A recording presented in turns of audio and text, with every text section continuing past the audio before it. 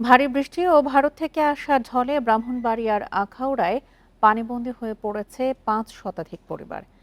তীব্র পানির তোড়ে একটি অস্থায়ী সেতু ভেঙে আখাউড়া আগরতলা সড়কে যান চলাচল বন্ধ হয়ে গেছে। প্লাবিত হয়েছে স্থলবন্দর।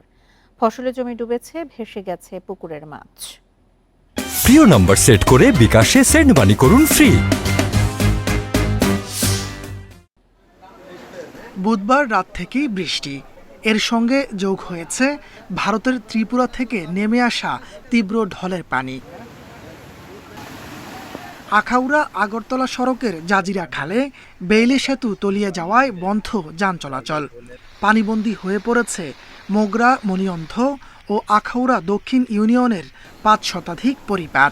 পানি আমাদের বাড়ি ঘর তলায় গেছে গা। হ্যাঁ, আমরা গতকাল রাত্রি থেকে আমি আমার ছেলে মেয়ে নিয়ে আবদুল্লাপুর স্কুলে অবস্থান করছি। আমরা বাড়িঘর ফেরাইয়া স্কুল করছি, বাড়িঘরের মাল টাল কোনো কিছু আনতে পারিনি। উজানের ঢলে উপজেলার ৩টি বাঁধ ভেঙেছে। স্থানীয়দের উদ্যোগে মেরামতের চেষ্টায় শেষ রক্ষা হয়নি। ক্ষতিগ্রস্ত এসব বাঁধ ঘুরে দেখে প্রয়োজনীয় ব্যবস্থা নেয়ার কথা জানিয়েছেন পানি উন্নয়ন বোর্ডের কর্মকর্তারা।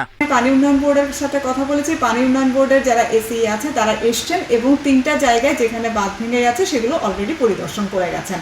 আর আমাদের 5টি ইউনিয়নের মধ্যে 3টি ইউনিয়ন বেশি ক্ষতিগ্রস্ত হয়েছে, তার মধ্যে মোগরা, মণিয়ন্দ, আখাউড়া দক্ষিণ উল্লেখযোগ্য। উজানের ঢলে আখাউড়ায় ৩,০০০ একরের বেশি ফসলি জমি তলিয়ে গেছে, ভেসে গেছে পুকুরের মাছ। Independent news.